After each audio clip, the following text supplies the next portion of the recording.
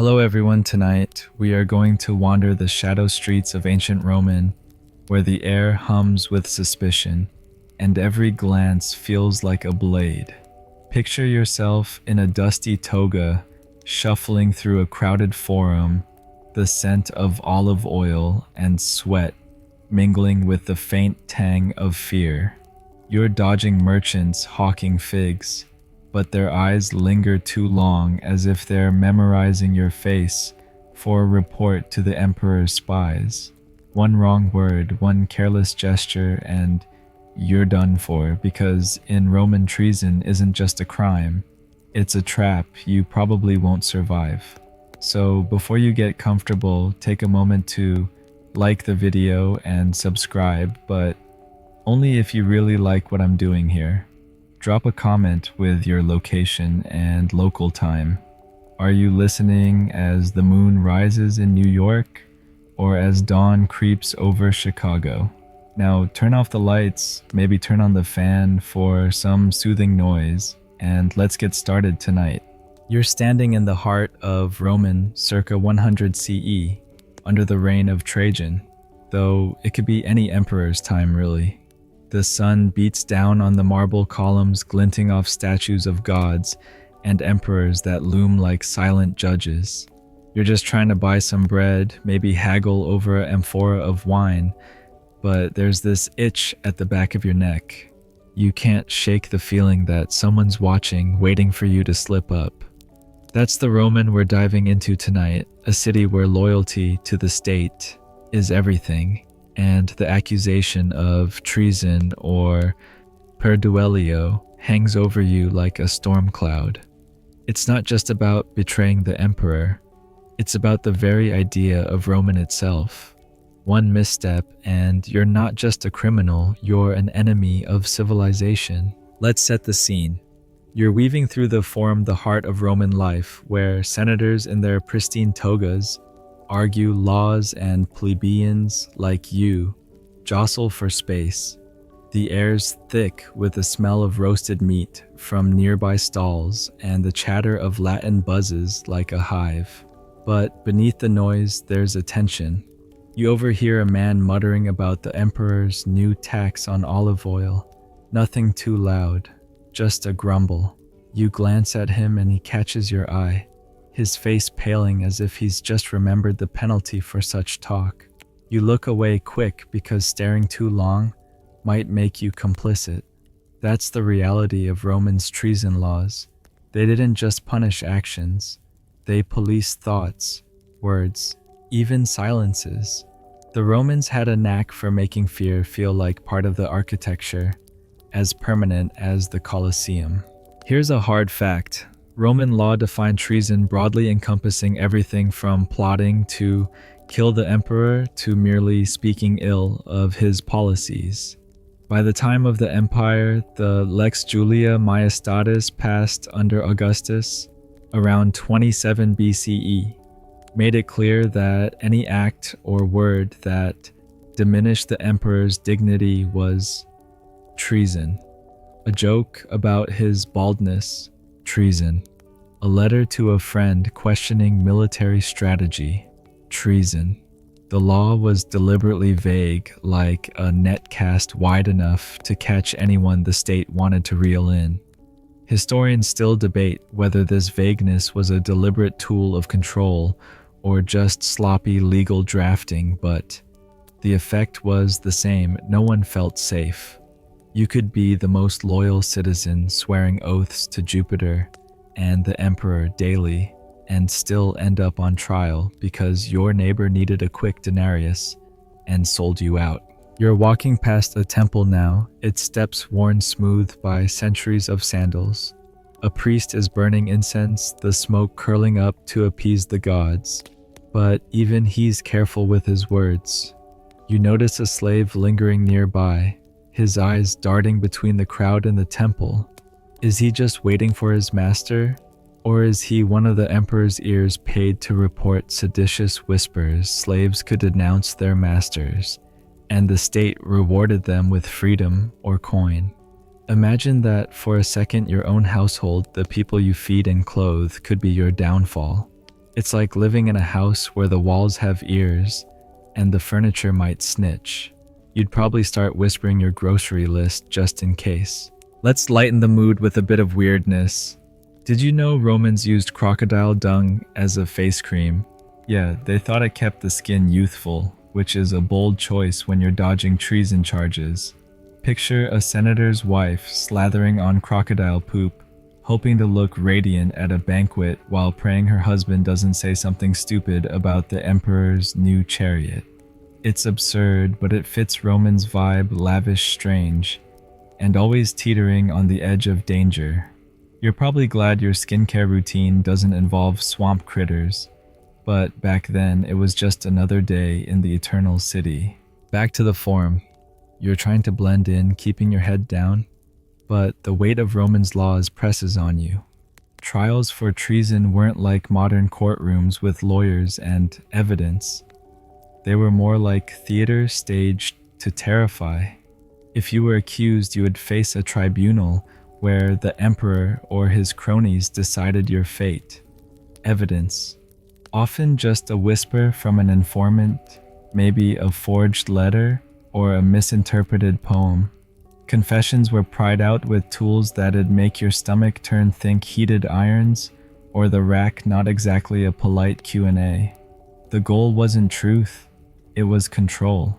The state wanted everyone to know that once you were accused, innocence was irrelevant. You were guilty unless you could prove otherwise, and good luck with that when your accuser is getting a cut of your property. You pause by a fountain, the water cool against your fingers as you splash your face. A group of soldiers marches past, their armor clanking, and you wonder if they're here to keep order or to drag someone away. The crowd parts for them, and you notice how everyone avoids eye contact. That's the psychological grip of Romans' treason laws. They made you complicit in your own fear. You didn't just worry about what you said, you worried about what others heard, what they thought they heard, what they'd report to curry favor. It's like playing a game of telephone where the prize is survival and the penalty is a one-way trip to exile, or worse. Here's a little joke to ease the tension. Why did the Roman citizen keep quiet at parties? Because he didn't want to be the guest of honor at a crucifixion? Okay, dark humor, but it fits the mood. You're starting to feel the paranoia creep in, aren't you? Every face in the crowd could be an informant, every laugh a potential trap. The Romans didn't need cameras or wiretaps. They had human nature. They knew people would betray each other for a handful of sesterces or a pat on the head from the emperor. It's like a reality show gone horribly wrong, except the loser doesn't just get voted off, they get erased. You're moving toward the edge of the forum now, where the streets narrow and the shadows deepen. You pass a graffiti-covered wall, crude drawings of gladiators mixed with scribbled prayers to the gods. One scrawl catches your eye. Caesar sees all. It's probably just some kid with a stick of charcoal, but it sends a shiver down your spine. The state didn't need to be everywhere. It just needed you to think it was. That's the genius of Roman system. It turned your own mind into a prison. You start second-guessing every word, every friend, every glance. Did you nod too slowly when the emperor's name was praised? Did your cousin's joke about the Senate sound too sharp? You're not just living in Roman, you're surviving it. Let's throw in another odd fact. Romans loved their pet fish. Wealthy folks kept eels in ornate pools, sometimes decorating them with jewelry. Imagine that, doting on a slimy pet while worrying about a treason charge. 1 minute you're feeding your bejeweled eel, the next you're hauled before a tribunal because your eel's name sounds like a coded insult to the emperor. It's ridiculous, but in Roman the ridiculous could be deadly. You're probably thinking your goldfish back home is a lot less stressful, and you're not wrong. As you slip into a quieter street, the noise of the forum fading, you feel the weight of Romans' laws more keenly. The punishment for treason wasn't just death, It was erasure. If you were convicted, your name could be chiseled off monuments, your family stripped of rights, your property snatched up by the state or its informants. This wasn't just justice, it was a message. Cross Roman, and you'd vanish not just from the world, but from history. The Romans called it damnatio memoriae, and it was scarier than any sword. Imagine waking up knowing your entire existence could be wiped out, your kids left with nothing, your name a curse. You'd probably stick to safe topics like the weather or chariot races, but even those could be twisted if someone wanted to make trouble. Here's one last joke for this stretch.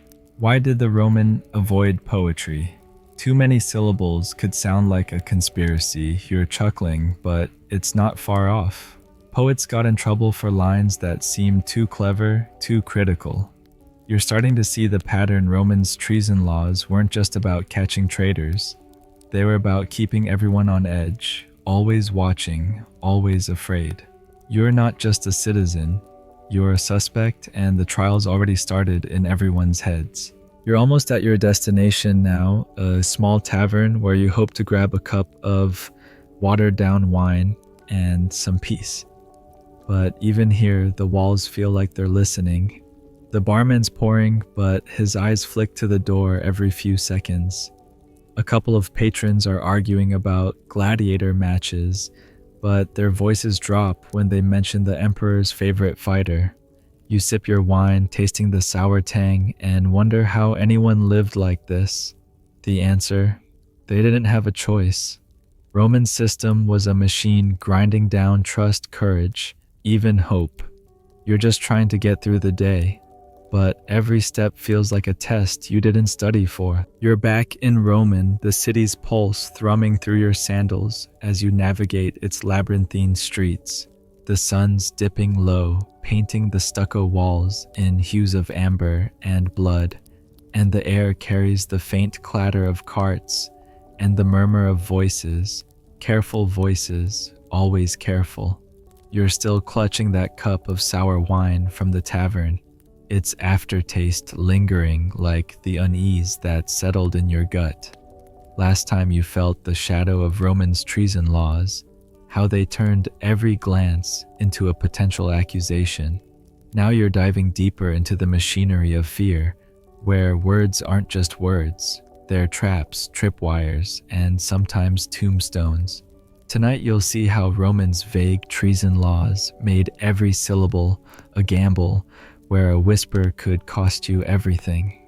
So settle in, maybe fluff that pillow, and let's keep wandering through this city where silence is safer than speech, but even silence might betray you. You're cutting through a narrow alley now, the walls closing in graffiti scrawled with prayers and curses. The smell of baking bread wafts from a nearby insula, but you're too tense to enjoy it. Every conversation you overhear feels like a tightrope walk. A woman ahead of you haggles over a basket of figs, her voice sharp but measured, avoiding any mention of the emperor's new market tax. You get it, talking about taxes could sound like criticizing policy, and criticizing policy could be twisted into maiestas, the crime of diminishing the emperor's majesty. That's the thing about Romans' treason laws. They were as slippery as an eel in one of those fancy Roman pet pools we talked about last time. Remember those bejeweled eels? Yeah, they're probably safer to discuss than the emperor's latest decree. Here's the hard truth. The Lex Julia Maestatis, that sprawling legal net from Augustus's reign, didn't just target rebels with swords. It went after anyone whose words or even thoughts could be spun as disloyal. A historical fact to anchor us by the 1st century CE.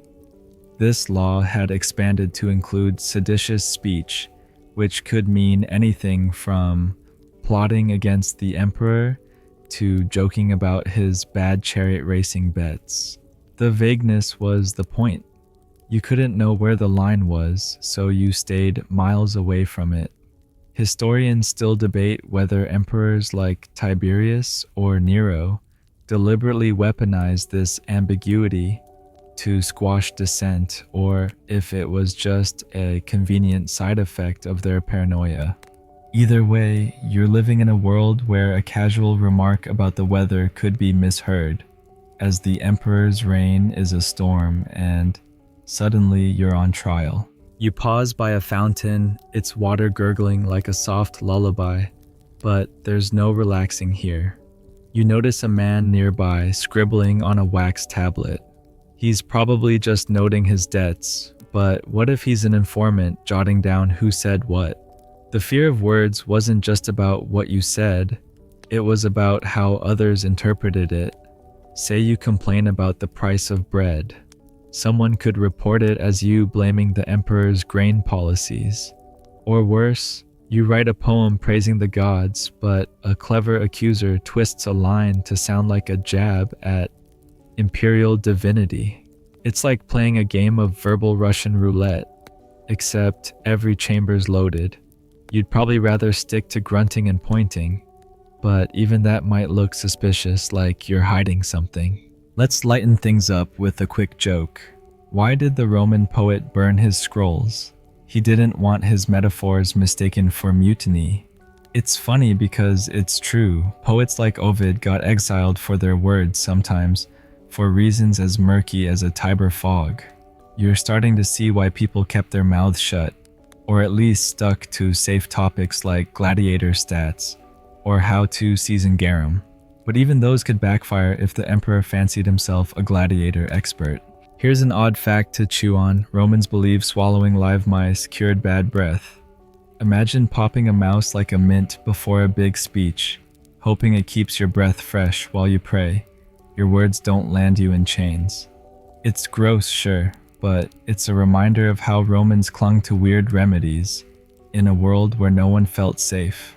You're probably glad your dental routine doesn't involve rodents, but back then bad breath was the least of your worries when every word could be a death sentence. You're moving toward the Palatine Hill now, where the emperor's palace looms like a gilded fortress.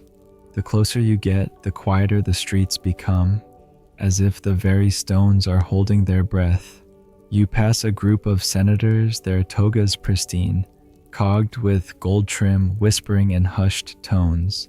You catch a snippet of their talk, something about a temple dedication, but none of them mention the emperor. No one does. It's not just respect, it's survival. One wrong word and you could be branded a traitor. The Lex Julia didn't just cover speech. It extended to gestures, writings, even dreams. A senator was once executed for dreaming of the emperor's death. True story. You're starting to wonder if it's safer to sleep with one eye open. The vagueness of the law meant anything could be treason. A letter to a friend, a toast at a banquet, even a sigh during an imperial speech could be reported as disrespect. The punishment, it depended on your status. A high-born citizen might get exile, stripped of everything and sent to some barren rock. A slave, torture until you confess, because Roman law assumed slaves lied unless pain forced the truth. You're picturing it now, aren't you? The rack, the screams, the stone chambers echoing with despair. It's heavy, but that's the point. Roman wanted you to feel the weight of every word before you spoke. You slip into a small taberna, hoping for a moment's peace. The air smells of stale wine and burnt herbs, and the patrons keep their voices low.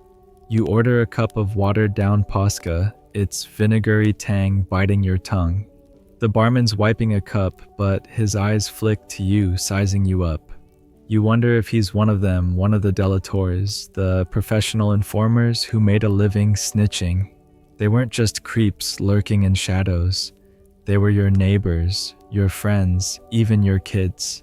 The state paid well for information, sometimes a cut of the trader's property. It's like a twisted loyalty program. Betray your buddy, get a villa. You sip your posca, trying to look boring, unremarkable, because standing out could be fatal. Here's another joke to cut the tension. Why did the Roman keep his diary locked? Because even his thoughts could be tried for treason. You're chuckling, but it hits close. People burned their letters, avoided writing anything too personal. You're starting to feel it, the paranoia creeping in, making you second guess every sentence.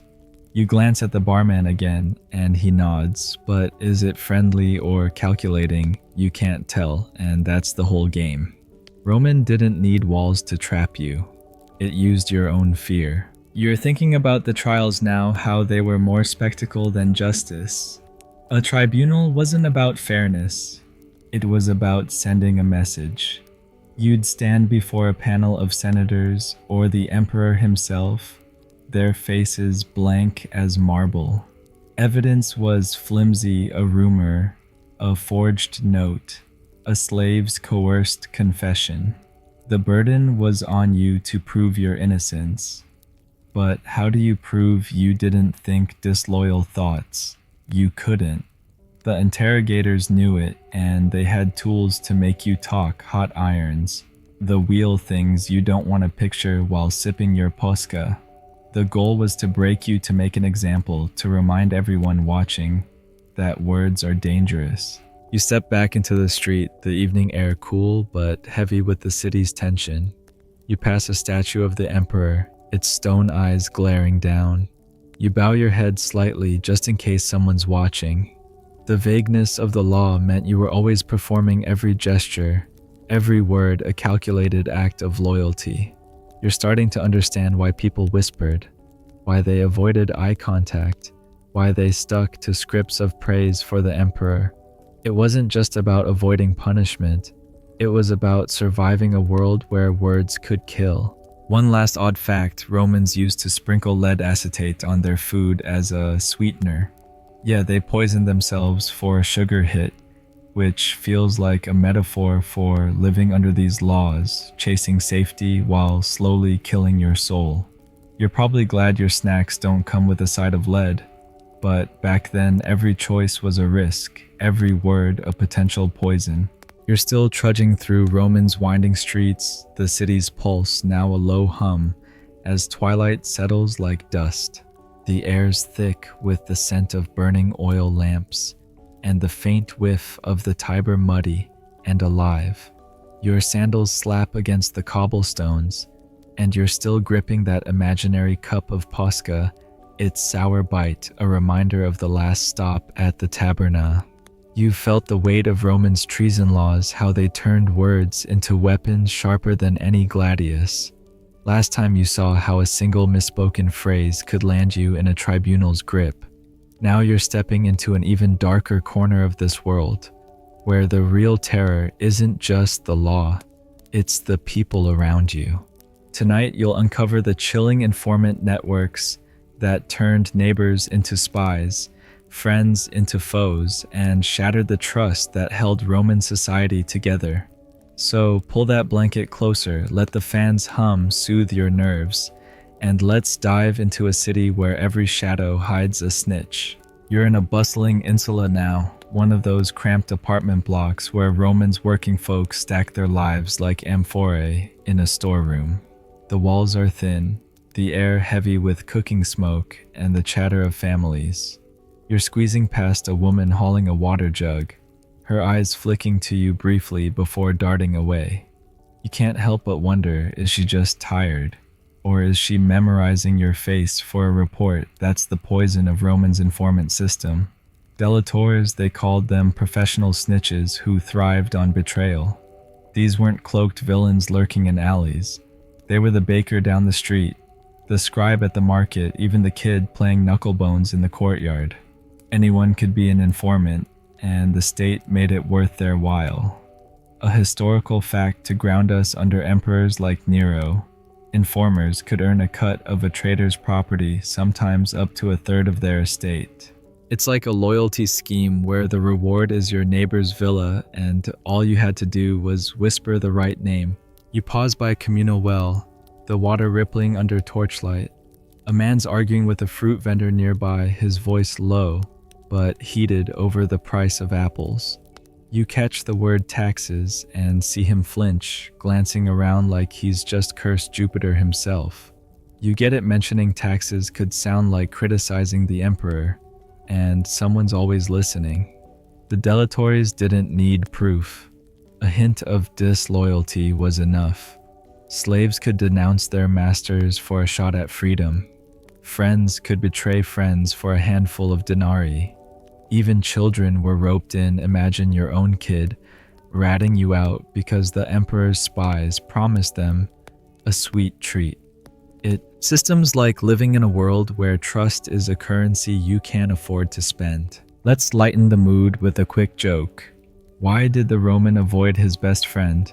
Because he didn't want to be betrayed for a bag of figs. It's grim humor, but it fits friendship in. Roman was a gamble, and the stakes were your life. You're starting to feel the chill of this system, how it turned every relationship into a potential trap. You're not just dodging the emperor's laws, you're dodging the people you share your bread with. Here's an odd fact to toss in: Romans used to wear socks with their sandals. Yep, picture a senator rocking wool socks under his fancy sandals, probably hoping his fashion choice didn't get reported as un-Roman. It's a quirky image, but it reminds you how even the smallest details of your life could be scrutinized. You're probably glad your wardrobe choices don't come with a side of treason accusations, but back then, everything was a potential clue. You're moving deeper into the insula now, climbing a rickety staircase to a friend's apartment. The wood creaks underfoot, and the smell of boiled cabbage clings to the air. You knock, and your friend opens the door, but his smile's tight, his eyes scanning the hallway behind you. You step inside and the room's dim, lit by a single oil lamp. You want to talk about the day, maybe gripe about the crowded forum, but you hesitate. What if he's one of them? The delatories weren't just random opportunists. They were a system encouraged by the state to keep everyone on edge. A single report could bring soldiers to your door, and the accuser didn't even need hard evidence, just a convincing story.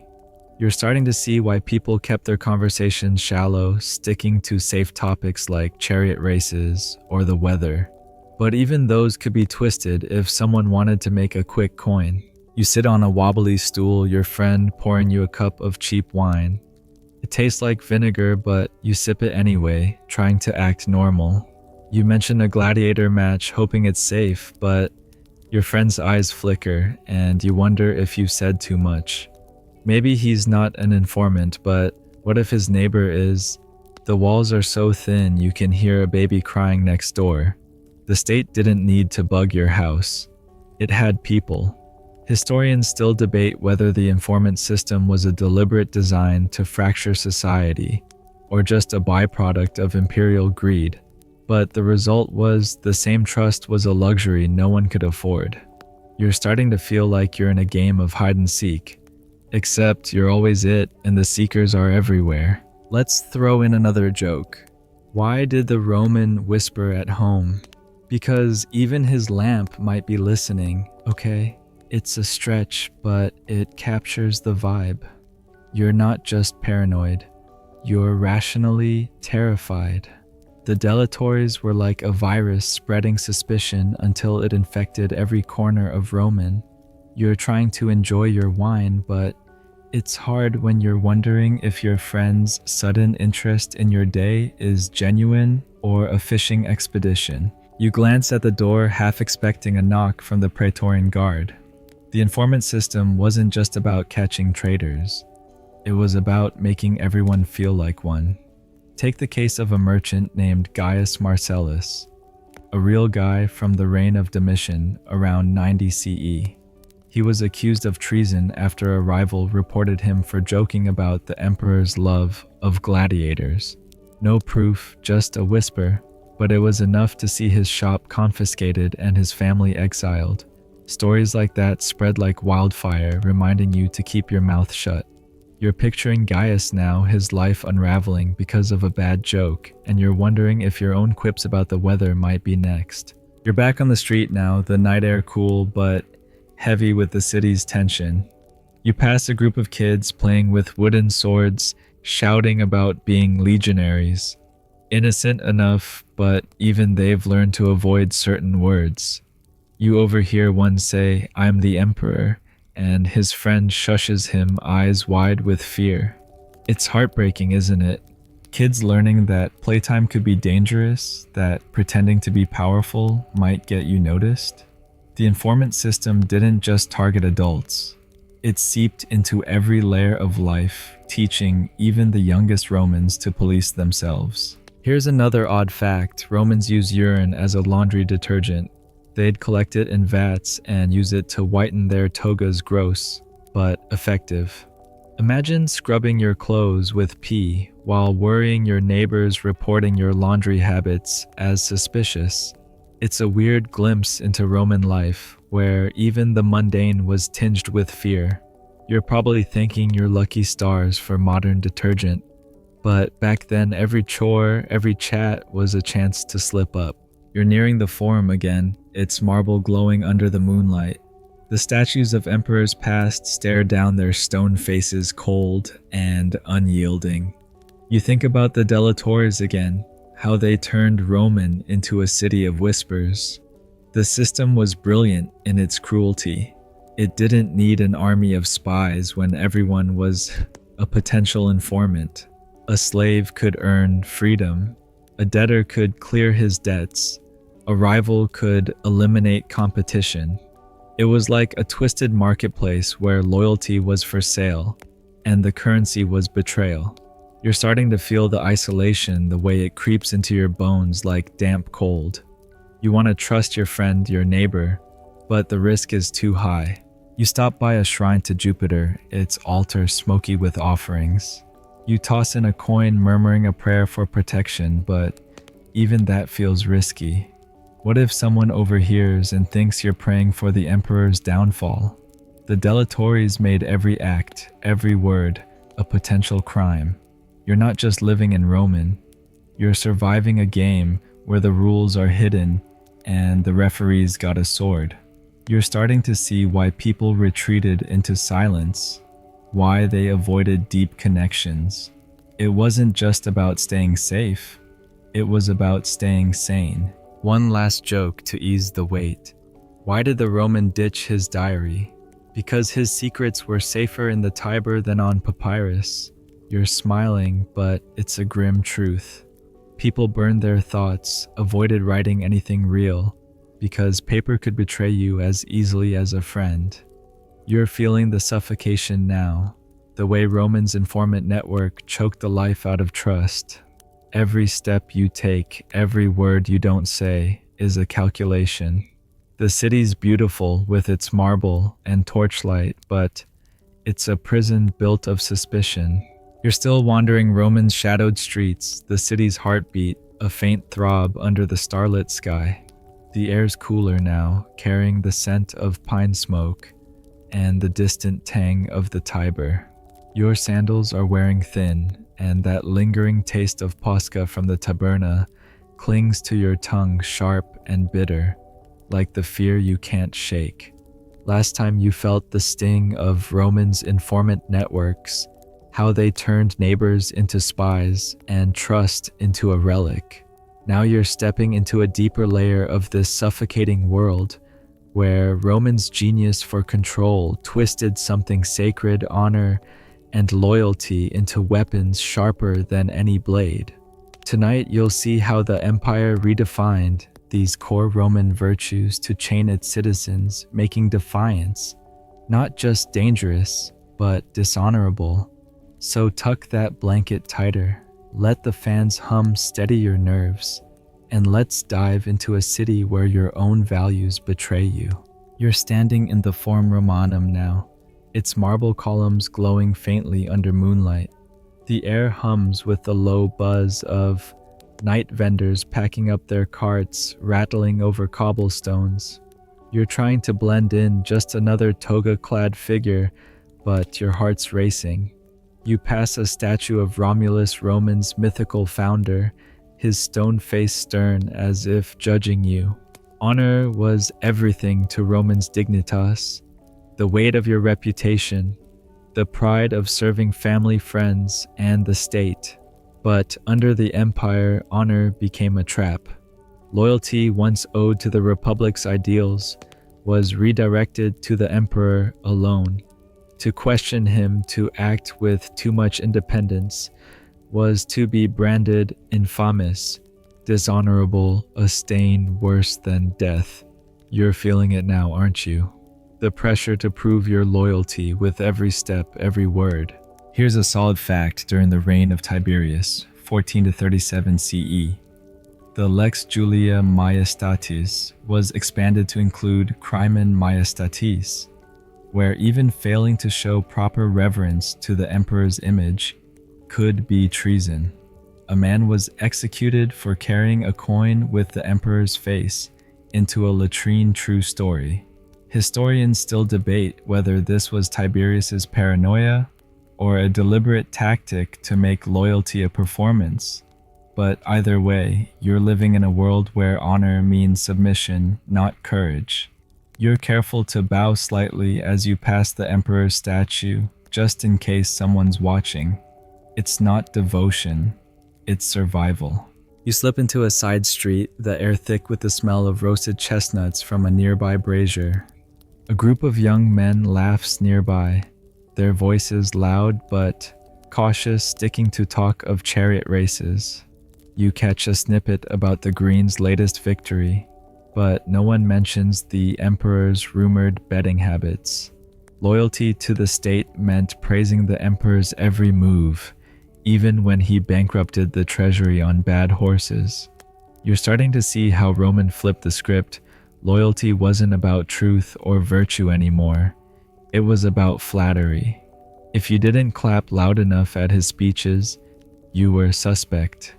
If you didn't donate to his latest temple, you were disloyal. It's like being forced to like every imperial tweet or risk a one-way trip to exile. Let's lighten things up with a joke. Why did the Roman senator always cheer the loudest? He didn't want his silence to be sentenced. It's a grim chuckle, but it fits. You're picturing those senators now, their togas crisp, their faces strained as they shout praise for an emperor they privately despise. You're trying to keep your own face neutral, but it's hard when every gesture feels like a test. Here's an odd fact to toss in: Romans used to rub olive oil on their bodies before exercising, thinking it made them stronger. Picture a wrestler slathered in oil, flexing for the crowd, but keeping his mouth shut about the emperor's policies. It's a weird ritual, but it's a reminder that even strength was performative in Roman. You're probably glad your gym routine doesn't come with a loyalty oath, but back then every flex, every word was a chance to prove your honor or lose it. You're heading toward a small atrium house now, invited to a dinner with a few acquaintances.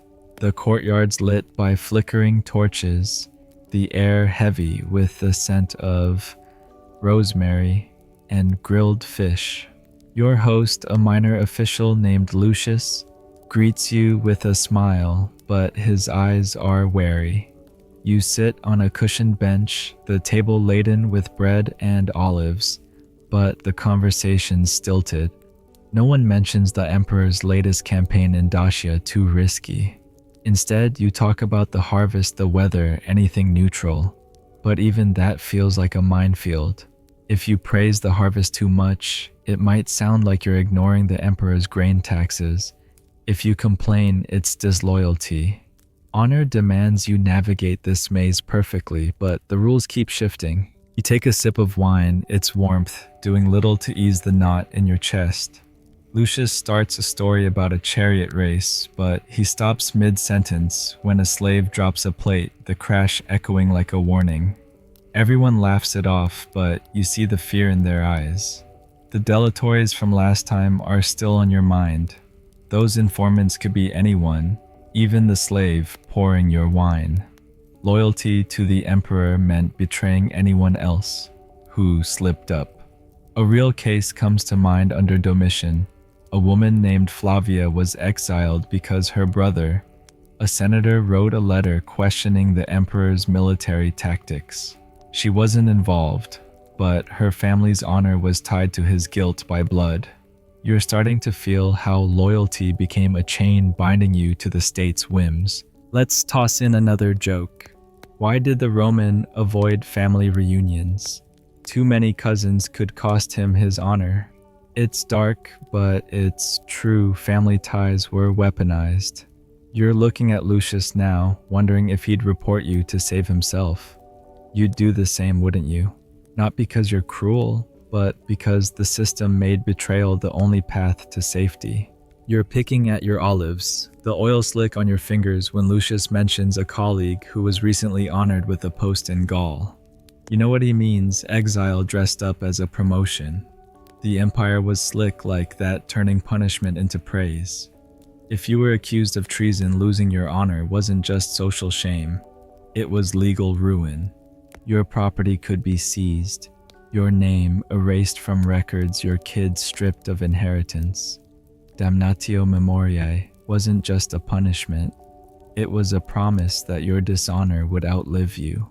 You're imagining it now, your name chiseled off every monument your family shunned, all because you didn't clap hard enough at the emperor's speech. Here's another odd fact. Romans believed peacock eggs could ward off evil spirits. Imagine a matron clutching a peacock egg, praying it protects her from an informant's report. It's absurd, but in a world where honor was a weapon, you'd try anything to feel safe. You're probably glad your lucky charm is just a rabbit's foot, not a bird egg. But back then, superstition was as close to control as you got. You're leaving the dinner now, stepping back into the cool night air.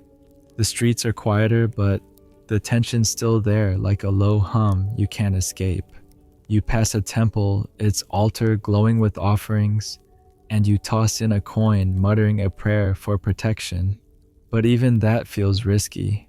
What if someone thinks you're praying for the emperor's downfall? Honor and loyalty were supposed to be your shield, but Roman turned them into swords held at your throat.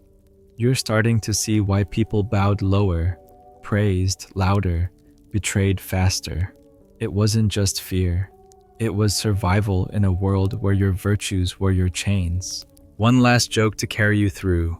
Why did the Romans salute every statue? He didn't want to dishonor the wrong emperor. You're smiling, but it's a grim truth. Every gesture, every word was a performance of loyalty, and the audience was always watching. You're feeling the weight now, the way Roman system twisted your own values against you. The city's beautiful with its torchlit streets and marble gods, but it's a cage built of honor gone wrong. You're still weaving through Rome's moonlit streets, the city's pulse now a faint whisper under the weight of night. The air's crisp, tinged with the smoky scent of extinguished braziers and the distant murmur of the Tiber lapping against its banks. Your sandals scuff against the uneven cobblestones, and that lingering bitterness of Pascha from the taberna clings to your throat, a reminder of the tension that never quite leaves. Last time you felt how Rome twisted honor and loyalty into chains, turning virtues into traps.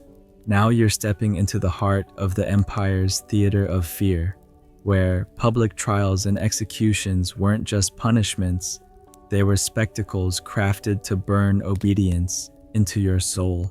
Tonight, you'll witness how Rome staged these grim performances to keep every citizen in line, their cheers masking terror. So snuggle deeper into that blanket, let the fan's soft whir calm your nerves, and let's plunge into a city where justice was a show and you're both audience and potential star. You're in the Forum now, but it's different under the stars.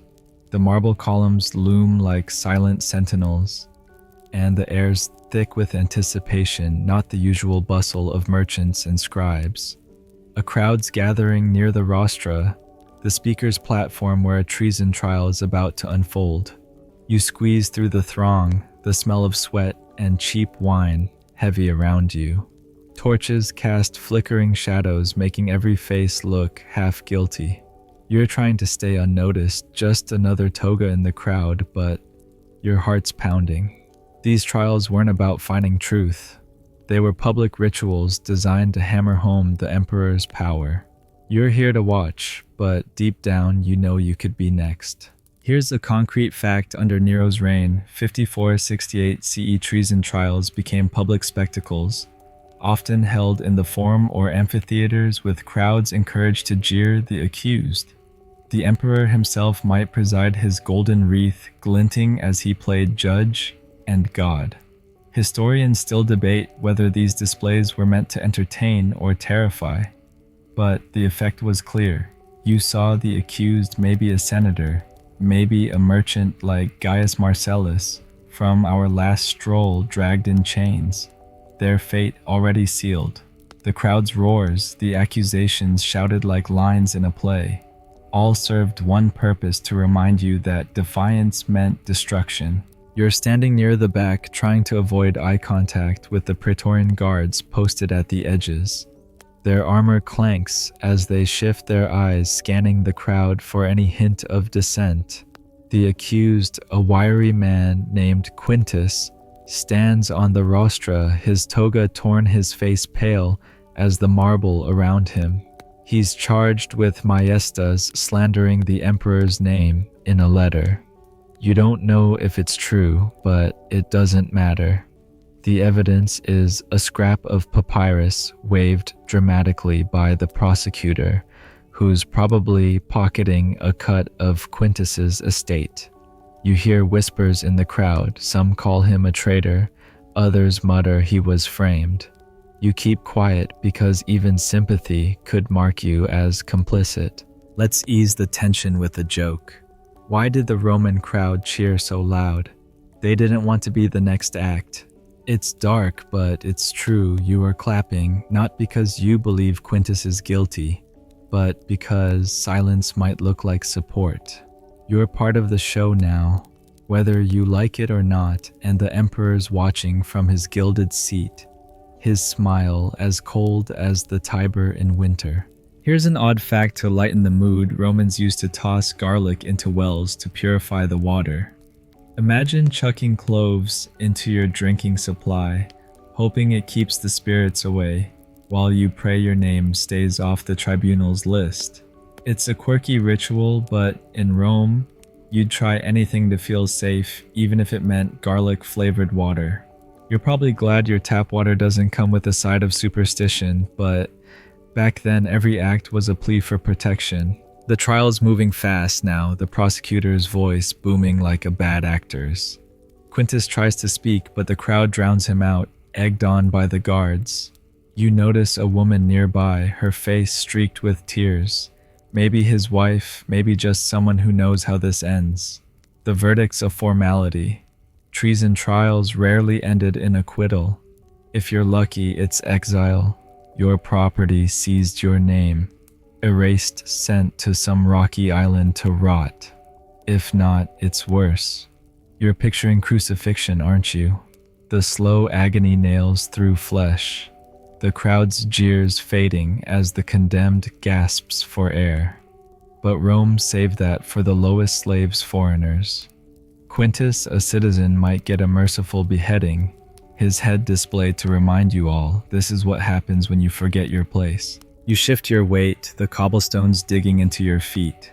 The crowd's energy is feverish, almost festive, but it's not joy, it's fear dressed up as enthusiasm. You're clapping along, but your hands feel heavy, like you're sealing your own fate. The spectacle's working its magic, burning the emperor's power into your mind. You're not just watching Quintus's downfall, you're learning to police yourself. Every shout, every cheer is a lesson: conform or be crushed. You're starting to see why people flock to these trials, not just for entertainment, but to prove their loyalty, to distance themselves from the accused. It's like signing a contract in blood, swearing you're not next. Another joke to cut the gloom. Why did the Roman avoid the forum? Too many trials made his toga sweaty. You're chuckling, but it's a grim truth. You're sweating now, aren't you, standing in this crowd knowing your presence is a performance? You glance at the man next to you, his face blank, his hands clapping mechanically. Is he a delator?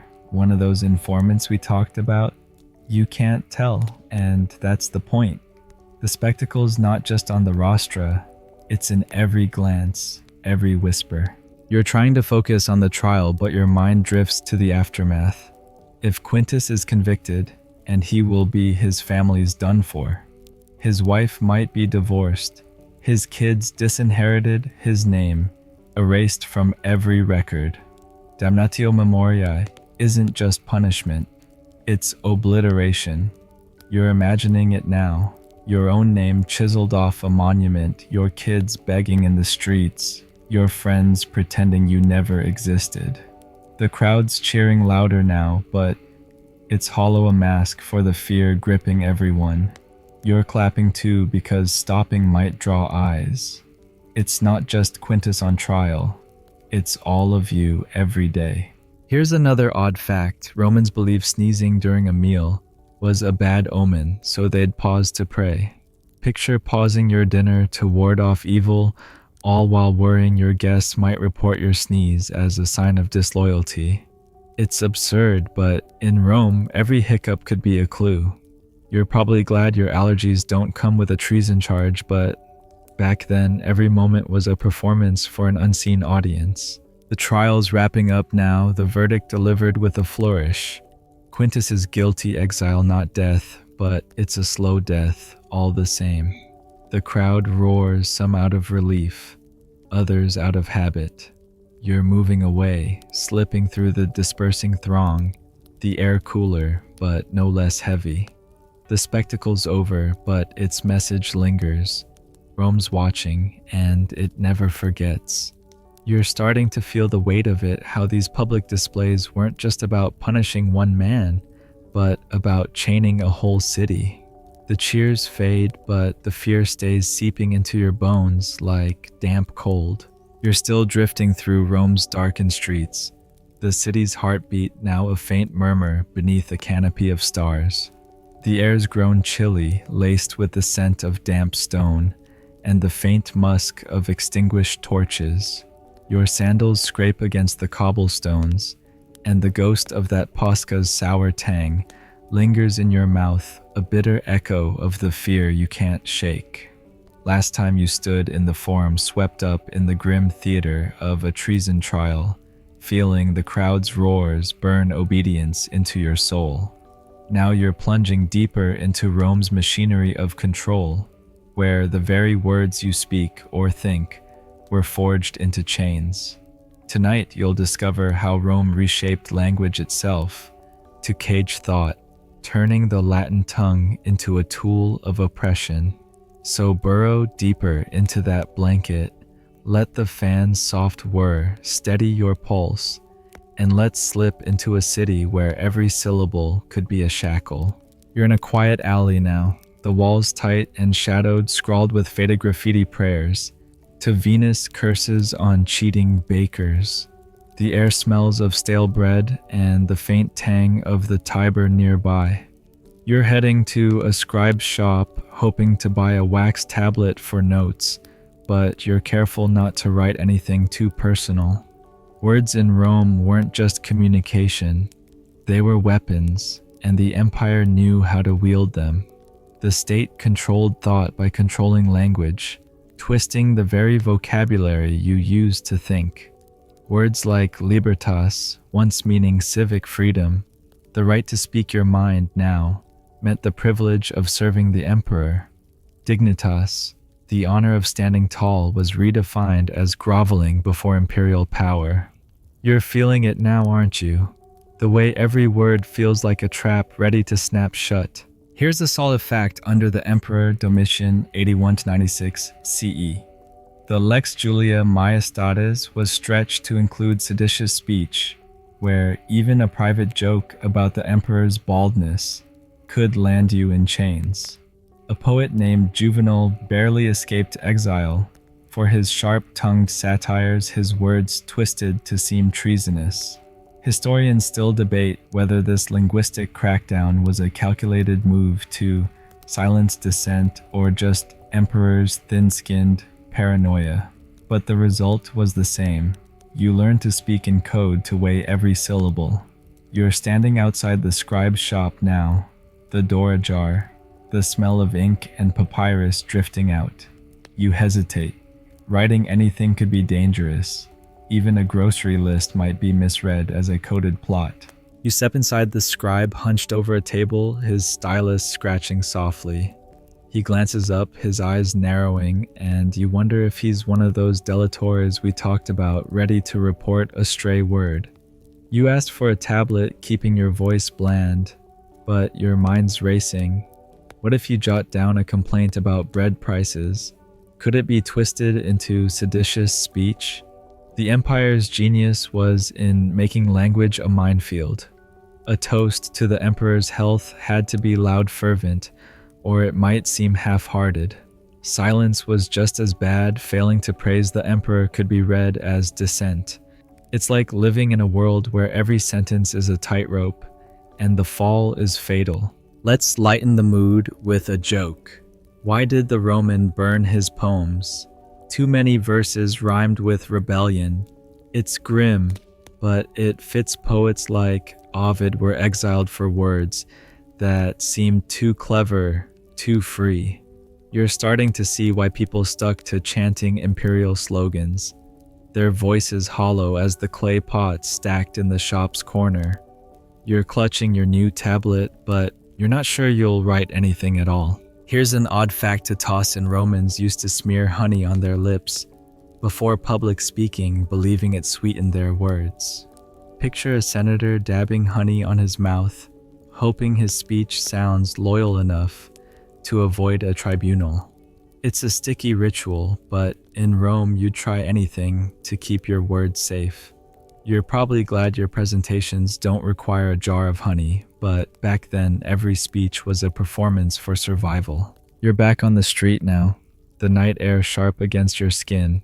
You pass a small shrine to Mercury, its altar cluttered with coins and wilted flowers. You toss in an offering, muttering a prayer, but you're careful to include the emperor's name, just in case. Language wasn't just controlled in speech. It was woven into rituals, oaths, even prayers. Public ceremonies demanded you recite loyalty pledges, your voice, joining a chorus of forced devotion. If you stumbled over the words or spoke too softly, someone might notice.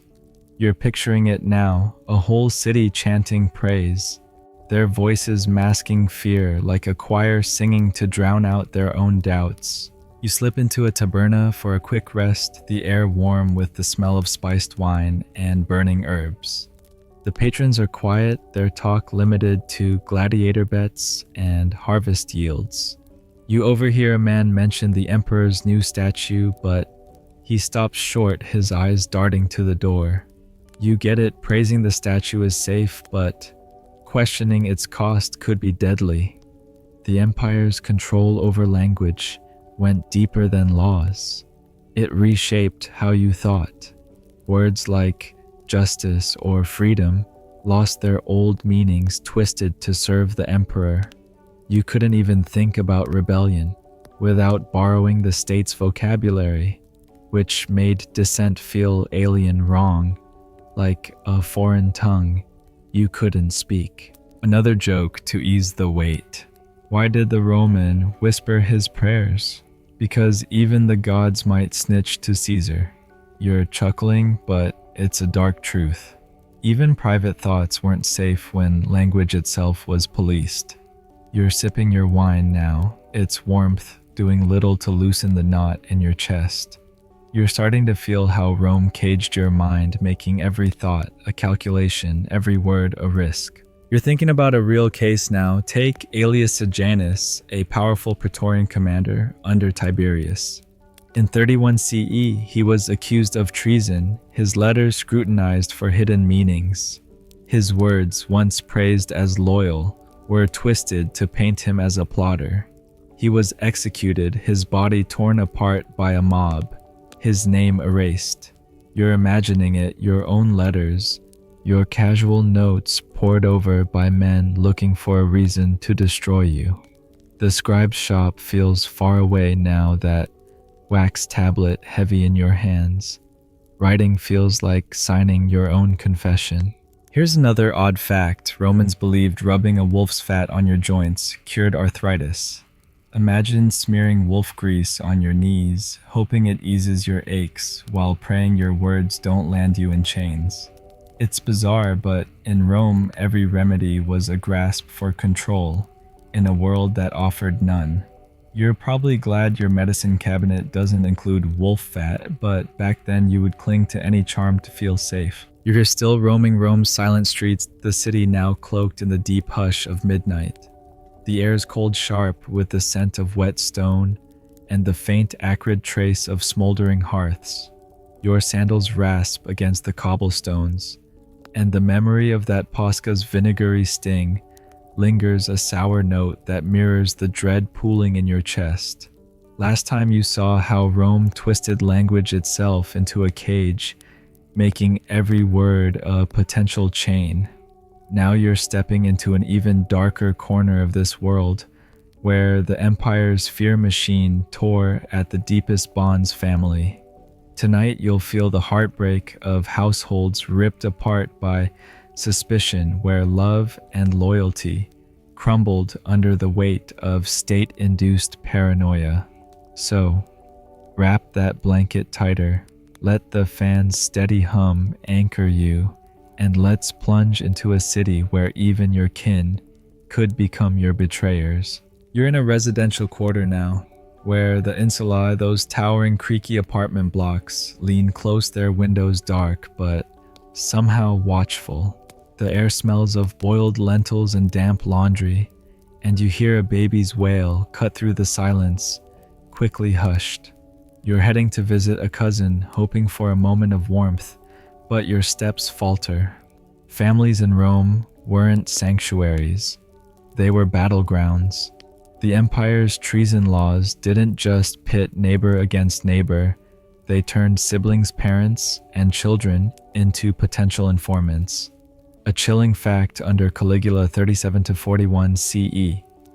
A law allowed family members to denounce each other for maestas, with rewards like coin or freedom for slaves who snitched. Historians still argue whether this was deliberate social engineering or just imperial cruelty, but either way, you're living in a world where blood ties are no shield. You pause outside your cousin's insula, its door weathered, a faint light seeping from the cracks. You knock and he opens it, his face weary, his smile thin. You step inside the room, small and cluttered, smelling of olive oil and stale bread. You want to talk, to share the day's weight, but the air feels heavy. What if he's desperate for cash? What if his wife overheard you grumble about the emperor's tax hikes? The delators we talked about weren't just strangers. They could be your own flesh and blood. A son might report his father to clear a debt. A sister might betray her brother for a chance at imperial favor.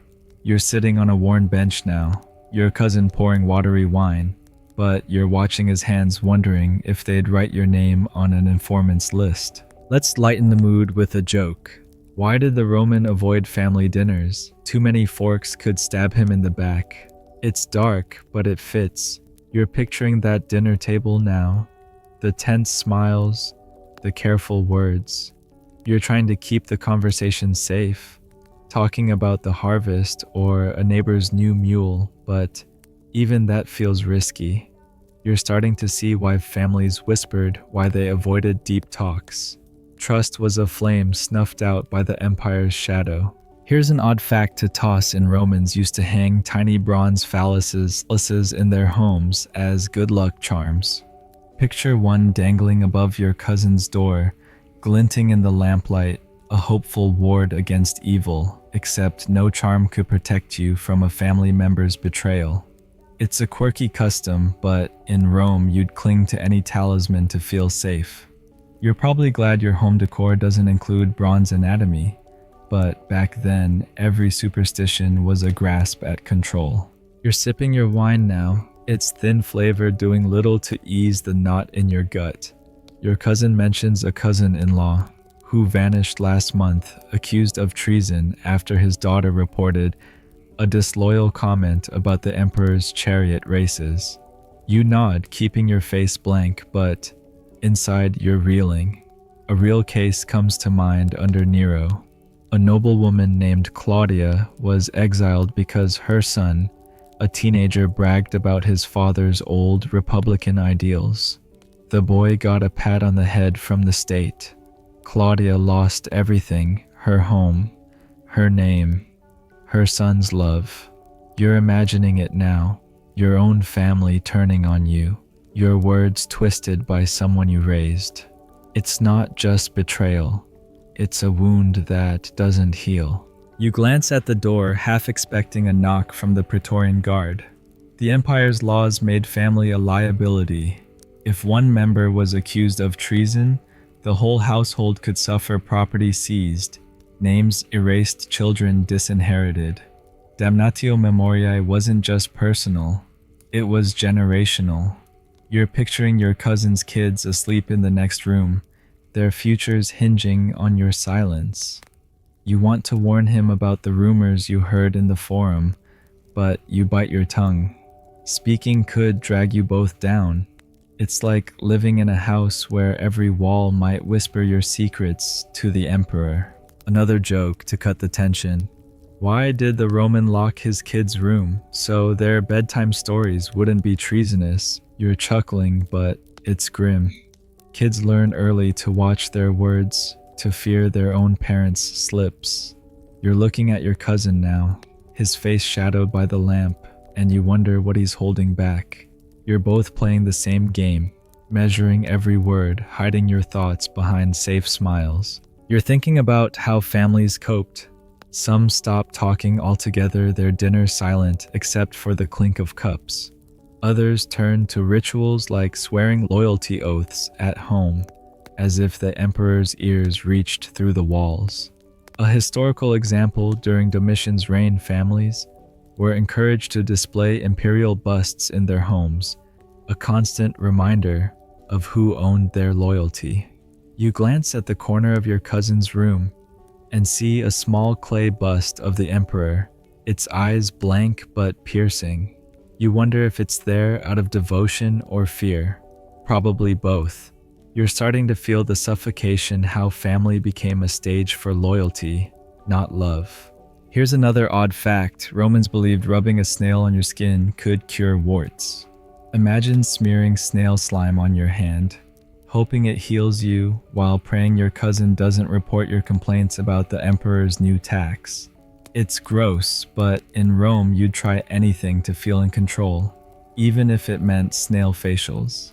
You're probably glad your skincare routine doesn't involve mollusks, but back then every act was a plea for safety. You're ready to leave now, the room feeling smaller, the air thicker. You thank your cousin, but your voice is clipped, your steps quick as you head for the door. The night outside is cold, the stars sharp as knives. You pass a neighbor's window, a family laughing softly inside. But even their joy feels staged, like they're performing for invisible watchers. The empire didn't just break trust between neighbors.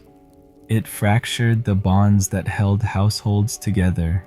You're starting to see why people kept their doors locked, their hearts closed. Family was supposed to be your strength, but in Rome, it was your weakest point, a crack the state could pry open. One last joke to carry you through. Why did the Roman avoid hugging his kids? He didn't want their whispers to betray him. You're smiling, but it's heavy. The empire turned love into a liability, family into a trap. You're feeling it now, the way fear seeped into every bond, turning warmth into suspicion. The city's quiet, but its silence screams of broken homes and shattered trust. You're still threading through Rome's shadowed streets, the city now wrapped in the eerie stillness of the witching hour. The air bites at your skin, carrying the damp chill of the Tiber and the faint char of dying embers from hearths long gone cold. Your sandals scrape wearily against the cobblestones, and the ghost of that Pascha's sour sting clings to your throat, a bitter match for the dread gnawing your gut. Last time you felt the heartbreak of families torn apart by Rome's paranoia, where even kin could become informants. Now you're stepping into a subtler but no less devastating wound. How the empire's fear-based system choked the life out of creativity and intellectual freedom, leaving a culture stagnant under the weight of suspicion. Tonight you'll explore how Rome's obsession with control stifled the spark of art, philosophy, and innovation. So pull that blanket closer, let the fans hum soothe your nerves, and let's wander a city where ideas were as dangerous as daggers. You're in the Suburra now, Rome's gritty, bustling underbelly where poets and philosophers once mingled with street hawkers. The air's thick with the smell of fried dough and cheap perfume, but the usual chatter feels muted, cautious. You're passing a wall scrawled with half-finished poems, their lines smudged as if the writer feared leaving too much behind. Creativity in Rome wasn't just risky, it was a battlefield. The Lex Julia Maiestatis, that vague treason law we've been circling, didn't just target words. It hunted ideas. A poem, a play, even a philosophical debate could be twisted into sedition if it hinted at questioning the emperor's divine right. You're feeling it now, aren't you? The urge to create, to think freely, crushed under the empire's watchful gaze. Here's a hard fact: during the reign of Domitian 81-96 CE, intellectuals faced intense scrutiny. The poet Juvenal, known for his biting satires, was exiled for lines that seemed to mock imperial excess, though he cloaked them in metaphor. Philosophers like the Stoic Epictetus were expelled from Rome for teaching ideas about personal freedom that sounded too close to dissent. Historians debate whether this was a deliberate campaign to kill independent thought or just emperor's insecurity. But the result was clear: the vibrant intellectual culture of the Republic withered under the empire. You're standing by a bookseller's stall now, its scrolls sparse, the vendor's eyes darting as if selling ideas is a crime. You want to browse, but you hesitate. What if a scroll's contents could be misread as treason? You move on, weaving through the Suburra's narrow alleys, where a street performer strums a lyre, his song a bland ode to the emperor's glory. The crowd claps, but their enthusiasm feels forced, like they're performing for invisible spies. Creativity wasn't banned outright. Rome loved its spectacles, but it was leashed. Poets learned to write flattery, not truth. Playwrights staged safe comedies about drunken gods, not sharp critiques of power. You're starting to see why the Suburra's walls lack the bold graffiti of old, why the poets' voices are softer, their words safer. It's like a garden choked by weeds. Creativity survived, but only if it bowed to the emperor. Let's lighten the mood with a joke. Why did the Roman poet stick to love songs? Because odes to freedom got him exiled. It's grim, but it fits. You're picturing that lyre player now, strumming praises to avoid a one-way trip to a rocky island.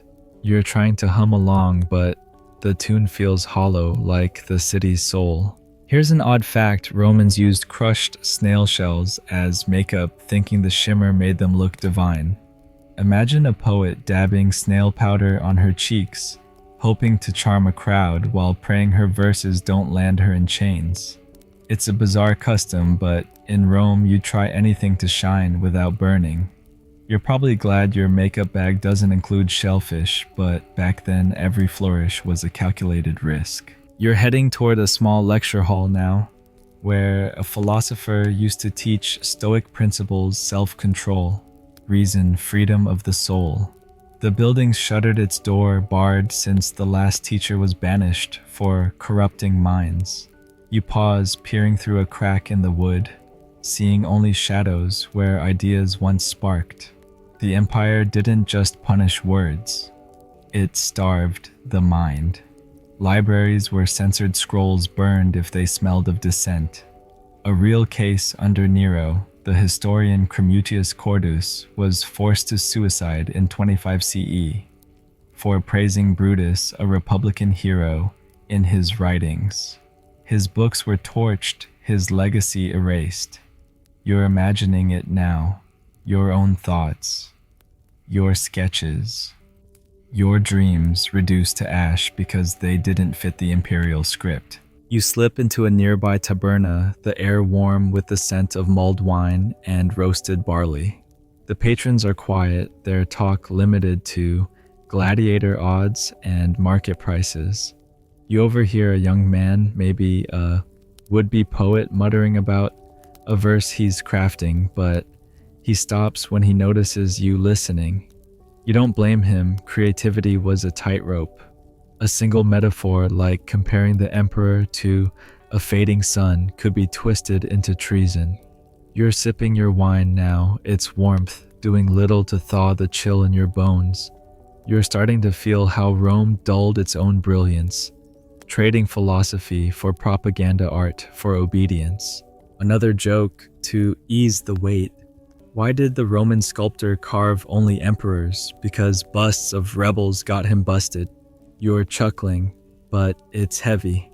Sculptors, painters, writers all learn to create in the emperor's image, or not at all. You're looking at the taberna's walls plain, except for a crude imperial eagle scratched in the plaster.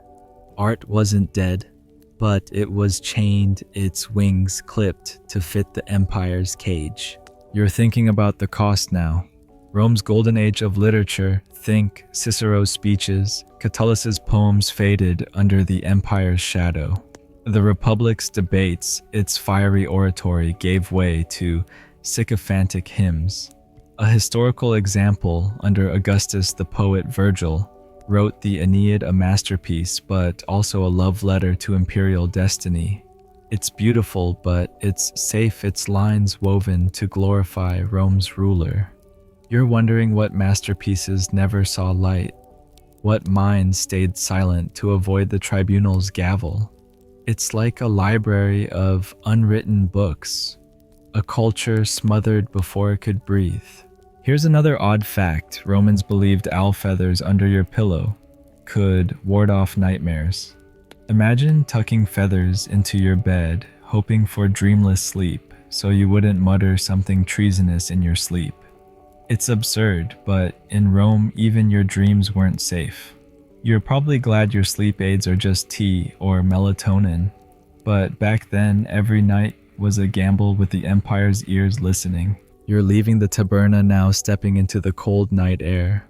The Subura's quieter, its creative pulse faint under the weight of fear.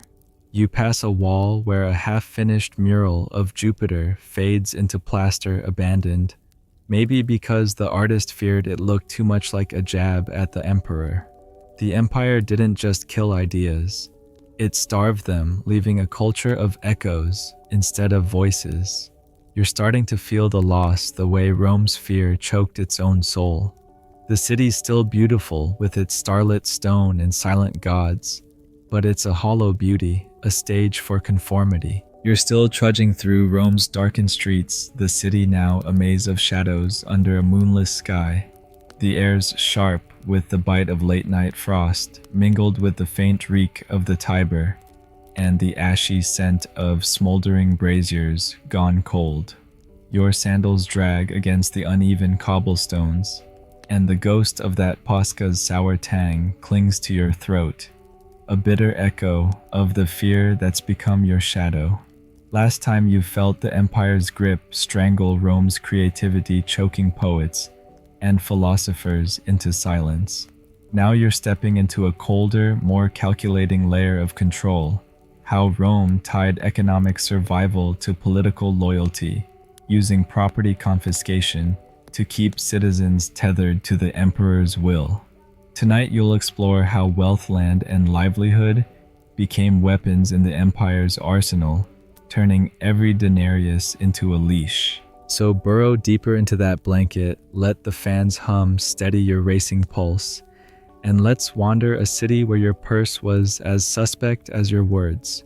You're in the Aventine Hill now, where wealthy villas perch above the plebeian sprawl, their marble facades gleaming faintly in the starlight. The air smells of rosemary and wax, a hint of luxury, but it's undercut by the same tension that haunts every corner of Rome. You're passing a grand estate, its iron gates locked tight, but you notice the family's name chiseled above the door is freshly scarred, as if someone tried to erase it. That's the empire's economic trap at work. Treason didn't just cost your life, it cost your wealth, your home, your family's future. A hard fact under the Lex Julia Majestatis, a conviction for treason often led to confiscatio bonorum, the seizure of all your property by the state or its informants. By the time of Nero, 54 to 68 CE, delatores could claim up to a third of a trader's estate as a reward. You're feeling it now, aren't you? The dread that everything you own could vanish with a single accusation. You pause by a market stall, its owner packing away unsold pottery under a flickering torch. His hands move quickly, his eyes darting to every passerby. You want to buy a clay cup, but you hesitate. What if spending too much looks like you're hiding wealth from the emperor's taxes? The empire's economic control was insidious. Wealth made you a target. Poverty made you desperate. Either way, you were trapped. If you were accused of treason, your lands, your shop, even your livestock could be snatched up, often split between the state and the informant who betrayed you. It's like a rigged game where the prize for loyalty is survival, but one wrong move costs you everything. Let's lighten the mood with a joke. Why did the Roman merchant whisper his prices? He didn't want his profits to sound treasonous. It's grim, but it fits. You're picturing that stall owner now keeping his voice low. Not just to haggle, but to avoid suspicion. You're trying to blend in, but every coin you spend feels like a statement, a risk. Here's an odd fact: Romans used to sprinkle salt on their floors to ward off evil spirits. Imagine scattering grains across your shop, hoping it protects your wares while praying your ledgers don't catch an informant's eye. It's a quirky ritual, but in Rome, you'd try anything to safeguard your livelihood. You're probably glad your budget doesn't need a salt shaker for luck, but back then every coin was a prayer for safety. You're moving toward a quieter street now, where smaller homes huddle close, their shutters tight against the night. You pass a man leading a mule laden with grain sacks, his face drawn, probably worrying about the emperor's grain tax. Economic survival meant playing the loyalty game. You had to pay taxes on time, donate to imperial projects, and never complain about the cost. A real case under Domitian, a merchant named Lucius Plautius was stripped of his vineyard after a rival reported him for disloyal grumbling about imperial tariffs. His land was auctioned off, his family left penniless. You're imagining it now, your own shop, your home gone, because someone needed to curry favor or settle a score. You slip into a small taberna, the air warm with the scent of barley stew and cheap wine. The patrons are hushed, their talk limited to safe topics like the weather or chariot races. You overhear a woman mention selling her olive grove to pay for an imperial gift, a forced donation to the emperor's latest temple. You nod, keeping your face neutral, but inside you're reeling.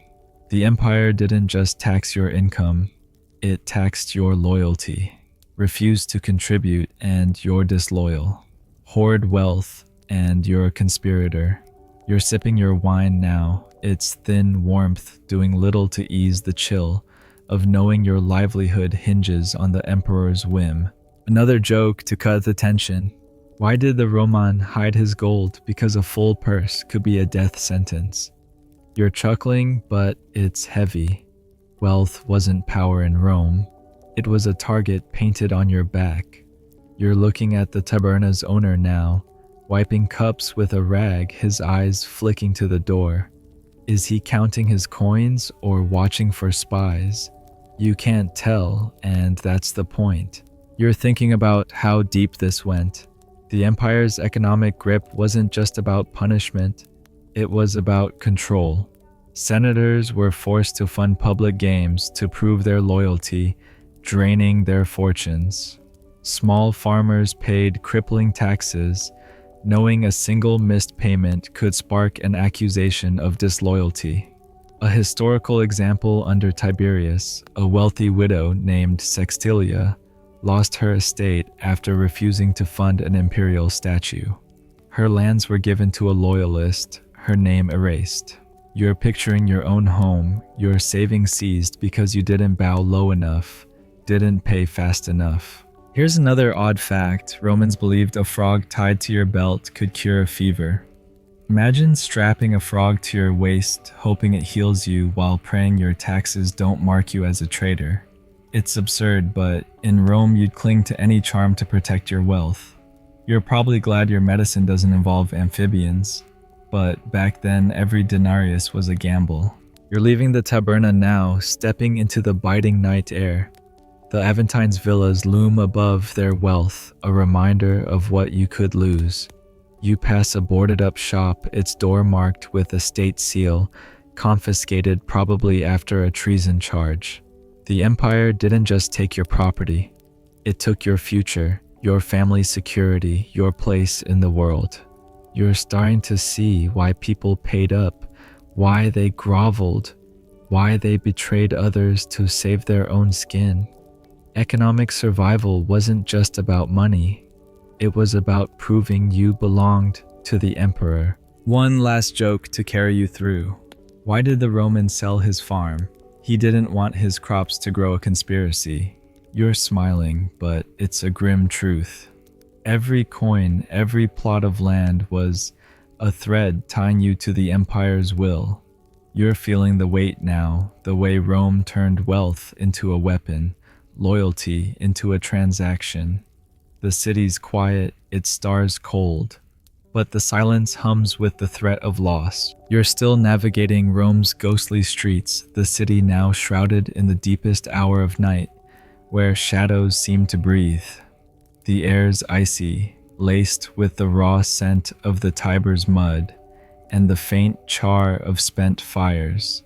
Your sandals drag heavily on the cobblestones, each step echoing the weight of that Posca's sour aftertaste, a bitter match for the despair settling in your bones.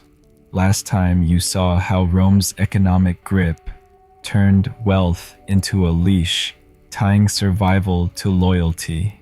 Now you're sinking into the empire's darkest triumph, learned helplessness, the crushing despair that made resistance feel not just dangerous, but futile.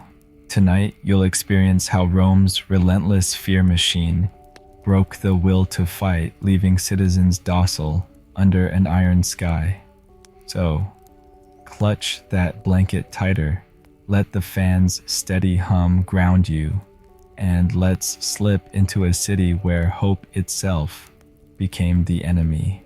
You're in a plebeian quarter now, where the insulae loom like tired giants, their cracked walls lit faintly by a sliver of moon. The air smells of stale bread and damp wool, and you hear a dog's low whine, quickly silenced. You're heading home, your steps slow, as if the city's weight is pulling you down. Rome's system wasn't just about punishment, it was about breaking you body and soul. The treason laws, the informants, the public trials, the confiscated wealth all work together to teach one lesson: resistance is pointless. You're feeling it now, aren't you? The exhaustion of dodging accusations, the futility of hoping for change. The empire didn't just want your obedience, it wanted your surrender. Here's a hard fact by the reign of Trajan, 98 to 117 CE. The Lex Julia Maiestatis had been refined into a machine of control, its vagueness ensuring anyone could be accused anytime. A senator named Thrasea Paetus was executed under Nero for silent dissent. He didn't speak against the emperor, but his lack of enthusiasm was enough. Historians still debate whether this was deliberate psychological warfare or just imperial paranoia run amok, but the effect was the same. You learned that fighting back, even thinking of fighting back, was like shouting into a void. You're standing outside your insula now, its door scarred from years of wear, and you hesitate before entering. What's the point of locking it when the Empire can barge in anyway? You step inside the room, dim lit by a single oil lamp flickering like a dying star. The air's heavy with the smell of old straw and boiled cabbage. You sit on a creaky stool, your hands trembling, not from cold but from the weight of knowing you're trapped. Learned helplessness wasn't just a feeling. It was a state Rome crafted. Every accusation, every trial, every erased name taught you that no one escapes. You're thinking of Thrasea now, a man who tried to live with dignity, only to be crushed for it. You're starting to see why people stopped trying, why they bowed lower, praised louder, betrayed faster. It wasn't just fear, it was the slow death of hope. Let's lighten the mood with a joke. Why did the Romans stop dreaming of freedom? Because even his dreams got a treason charge. It's grim, but it fits. You're picturing yourself now, lying awake, afraid to dream too loudly. You're trying to hold onto some spark of defiance, but it's like clutching smoke. The Empire's won when you can't even imagine fighting back. Here's an odd fact: Romans believed tying a red thread around your wrist could ward off bad luck. Imagine knotting a thread on your arm, hoping it keeps the Empire's eyes off you, while you pray your silence is enough. It's a small ritual, but in Rome you'd cling to any shred of control. You're probably glad your lucky charms don't involve yarn, but back then every superstition was a plea against despair. You're staring at the lamp's flame now. Its flicker hypnotic but cold. You think about the stories you've heard: neighbors vanishing, families, shattered lives, erased. Each one's a lesson: don't stand out, don't speak up, don't hope. The delatories are out there, maybe even your landlord waiting for a slip. The trials you saw in the Forum, the confiscated villas on the Aventine, the silenced poets in the Subura, they all scream the same truth. Resistance is a myth. You're picturing a real case now, under Domitian. A man named Arulanus Rusticus was executed for writing a biography, praising a stoic rebel. His crime: believing words could matter. His punishment: a reminder that they don't. You're trying to plan your day tomorrow, buy bread, pay the rent, but it feels pointless. What if an informant's watching the market? What if your landlord reports your late payment as disloyalty? The Empire's fear machine didn't just punish, it paralyzed. You learn to move through life like a ghost, avoiding attention, avoiding thought. You're starting to feel it, the heaviness, the way every choice narrows to survival. You want to scream to fight, but the Empire's taught you it's useless. It's like being buried alive, the dirt piling higher with every accusation, every betrayal. Another joke to cut the weight. Why did the Roman avoid mirrors? He didn't want to see a traitor staring back. You're chuckling, but it's hollow. You're avoiding your own reflection now. Aren't you wondering if your face shows too much doubt, too much defiance? The Empire's in your head, making you police yourself. You're thinking about how this worked. Rome didn't need chains when it had despair. Public executions like the ones in the Forum weren't just spectacles. They were lessons in futility. Confiscations left families begging, proving wealth couldn't save you. Informants turned trust into ash, showing no one was safe. A historical example under Tiberius, a poet named Mamercus Scaurus was forced to suicide for a play that hinted at imperial critique. His death wasn't just punishment, it was a warning to everyone else. Don't try, don't hope, don't fight. You're feeling the weight now, the way Rome crushed your will, before you even raised a fist. Here's another odd fact. Romans believed drinking gladiator blood could cure epilepsy.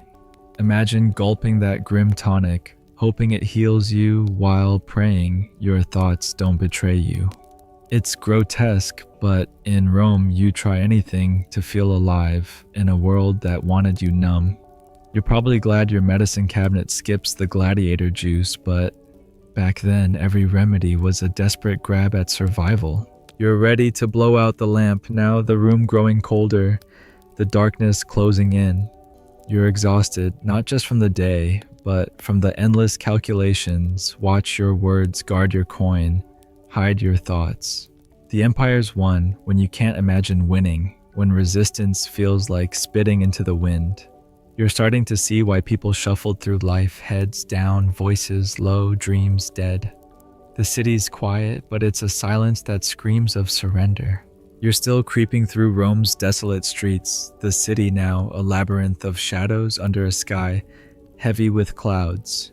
The air's raw, thick with the damp chill of the Tiber and the faint, acrid trace of charred wood from distant hearths.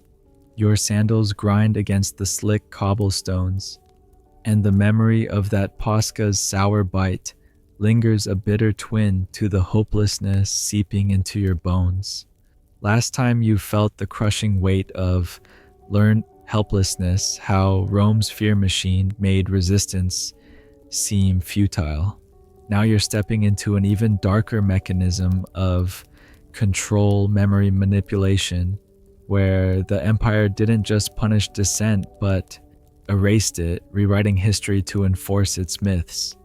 Tonight you'll see how Rome scrubbed names, stories, and truths from existence, leaving only the emperor's narrative. So, wrap that blanket tighter, let the fans hum, steady your fraying nerves, and let's plunge into a city where the past itself was a battlefield. You're in the Forum Romanum again, but it's near dawn, the marble columns ghostly in the pre-light gloom. The air smells of wet stone and fading incense from a nearby temple. You're passing the Arch of Titus, its carvings celebrating imperial triumphs, but you notice something odd. Some names on a nearby monument are chiseled out, the stone scarred, where a legacy used to be. This is damnatio memoriae, Rome's ultimate weapon, not just killing a person but erasing their existence. A hard fact under Domitian 8196. CE senators like Helvidius Priscus were condemned for treason, their names struck from records, their statues smashed, their writings burned. Historians debate whether this was about control or revenge, but the effect was clear. Rome didn't just silence dissent, it made it seem like it never happened. You pause by temple, its altar still warm with offerings. You're trying to recall a story about a poet who vanished last year, but the details are fuzzy like a dream slipping away. That's the empire's trick by erasing names. It muddies memory itself. You're scared to ask about the poet, aren't you? What if someone overhears and thinks you're digging into forbidden history? The state controlled the past as tightly as it did the present. Inscriptions were altered, scrolls burned, even family genealogies scrubbed if they tied to a traitor. You're starting to feel it, the disorientation, the way Rome stole, not just your future, but your ability to remember a different past. Let's lighten the mood with a joke. Why did the Roman burn his family records? He didn't want his ancestors accused of treason. It's grim, but it fits. You're picturing a man torching his lineage, hoping to erase any trace that could mark him as disloyal. You're trying to hold on to your own memories, but they feel fragile, like papyrus crumbling in your hands. Here's an odd fact. Romans believed rubbing a lizard's tail on your skin could sharpen your memory. Imagine smearing lizard goo on your temples, hoping to recall a friend's name, while praying it doesn't link you to a condemned man. It's bizarre, but in Rome you'd try anything to cling to the past. You're probably glad your memory aids don't involve reptiles, but back then every scrap of recollection was a risk. You're moving toward a library now, Its doors barred the air, heavy with the musty scent of old scrolls. You've heard it's been purged. Any book praising the Republic or questioning the Emperor is gone, replaced with odes to imperial glory. A real case under Tiberius 14 to 37 CE. The historian Cremutius Cordus was forced to suicide for praising Brutus and Cassius, Republican heroes. His books were burned, his daughter forced to hide what fragments she could. You're imagining it now. Your own stories, your family's tales reduced to ash, because they didn't fit Rome's script. The empire didn't just control history, it rewrote it, making the emperor the eternal hero, dissent a forgotten whisper. You slip into a taberna, the air warm with the smell of mulled wine and burnt herbs. The patrons are quiet, their talk limited to safe gossip about chariot races. You overhear a man mention a senator who disappeared, but he stops when he sees you listening, his eyes darting to the door. You get it talking about the erased is dangerous. Memory was a minefield in Rome. If you mourned a condemned man, you risked joining him. If you kept his letters, you were a conspirator. You're sipping your wine now, its warmth doing little to thaw the chill of knowing your past could betray you. Another joke to ease the weight. Why did the Roman forget his friend's name? Because the empire carved it out of history. You're chuckling, but it's heavy. You're looking at the taberna's walls, plain except for a faded imperial decree praising the emperor. No trace of the old stories, the old heroes. The empire's erasure was thorough. Statues toppled, inscriptions, defaced memories buried. You're starting to feel like a ghost in your own city, unmoored from the past. You're thinking about how this worked. Public monuments were rewritten to glorify the emperor, erasing any hint of opposition. Temples displayed only approved histories, their priests chanting imperial myths. A historical example after Sejanus's fall in 31 CE. His statues were smashed, his name struck from coins, his supporters purged from records. You're picturing it your own life, your family's legacy chiseled away until you're nothing. The empire didn't just kill dissenters, it killed their memory, leaving you to wonder if they ever existed. Here's another odd fact. Romans believed eating parsley could clear your mind of bad thoughts. Imagine chewing parsley sprigs, hoping to forget a dangerous memory, while praying you don't speak it aloud.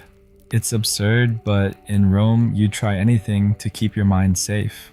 You're probably glad your mental clarity comes from coffee, not herbs. But back then, every bite was a plea for survival. You're leaving the taberna now, stepping into the pre-dawn chill. The forum's quiet, its monuments looming like lies carved in stone. You pass a defaced statue, its face hacked off, its name gone. You try to recall who it was, but the empire's done its work.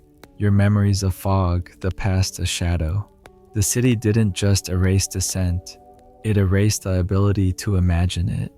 You're starting to see why people stopped asking questions, why they accepted the emperor's story as truth. It wasn't just fear. It was the loss of any other story to tell. One last joke to carry you through. Why did the Roman avoid old scrolls? They might remind him of a past he's not allowed to know. You're smiling, but it's a grim truth. The empire stole your history, leaving only its own myth. You're feeling the weight now, the way Rome's memory manipulation left you rootless, adrift. The city's waking, but its dawn feels cold. A light that reveals only what the emperor wants seen. You're still trudging through Rome's awakening streets, the city stirring as dawn paints the sky in streaks of pale gold and ash. The air's crisp, heavy with the damp breath of the Tiber and the faint smoke of rekindled hearths.